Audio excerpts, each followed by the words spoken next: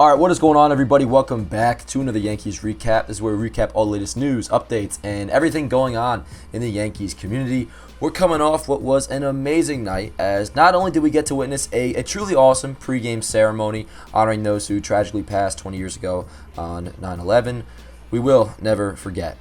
But also, the Yankees snapped their 7-game losing streak in what was such an exciting game, which must be by design because it seems every special event game is a thrilling back-and-forth contest. Now, I'm not saying it's staged or anything, but what's almost certain to me, guaranteed, is MLB is definitely using juice balls for these event games. It just seems all the time. Like the Field of Dreams game tonight and in past years, like the London series, the balls are always flying out of the ballpark. But before we hit on some topics to start your day, please drop a like on this video, as I'd appreciate it a great deal.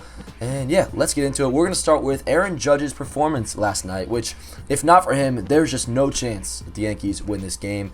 In the second, he capped a 5-run inning for the Yankees with his 31st home run of the year, and that made him the second fastest player in baseball history to reach 150 career home runs. He did so in just 552 games. Ryan Howard did it the quickest, I think in 492 games, so that's awesome.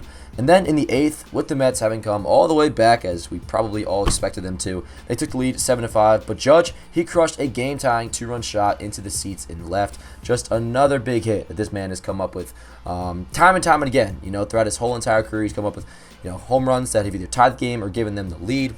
Great game for him overall, and he'd have another big moment in the 9th when he made a diving catch for the first out that, if not caught, the Yankees very well could have gone on to lose this game. We all know how shaky Aroldis Chapman has been, which I don't have him as a topic, but he actually pitched pretty well last night. But yeah, if Judge doesn't make that catch, I don't want to know what would have happened in that 9th inning. So just a huge game for Judge overall. He now has 32 home runs on the season, has a .292 average, and a 148 weighted runs created plus, which that is tied for the third best in the American League. Moving on, we got some good news on Gerrit Cole and his injury situation. Obviously, if you weren't aware, Cole, he left in the fourth inning against the Blue Jays last week with a hamstring injury. Now, Boone and Cole, after the game, they both said they were pretty hopeful that he'd make his next start, but now it's all but confirmed that he will be making his next start Tuesday against the Orioles in Baltimore. For obvious reasons, that is huge. And while we're on the topic of pitching, and I do know this is getting way ahead of myself, nothing to guarantee with the postseason, and we'll get to that in a minute with the postseason picture.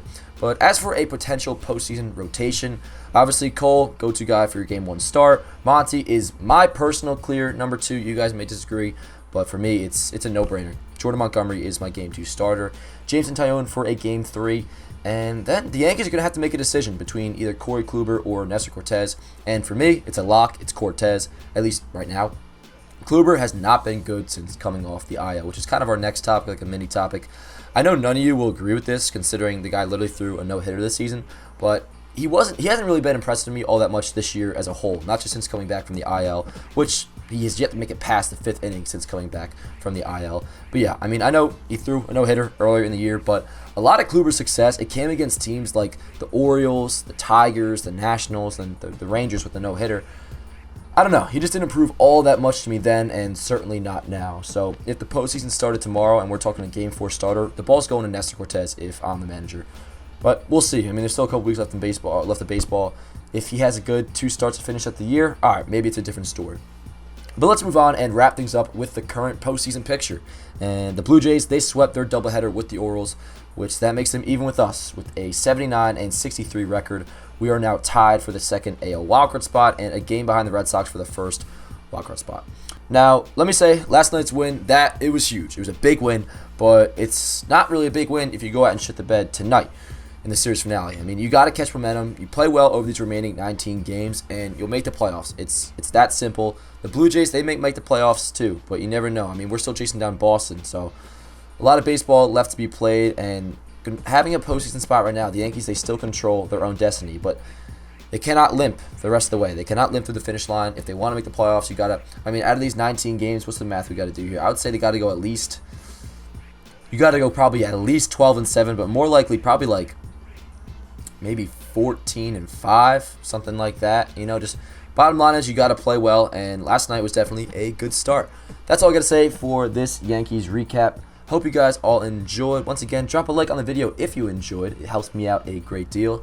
And just want to say I appreciate you guys very much, because the day this video is dropping, I'm actually going to tour some apartments right now, and I couldn't be able to do this without your guys' support. The fact that I'm able to like do this kind of stuff just from watching baseball and talking about baseball is kind of cool. So I'm very appreciative of all you guys. I hope you know that. And yeah, that's all for today's video. I'll see you on the next episode, or I don't want to call it an episode, but the next Yankees recap. Let's go, Yankees.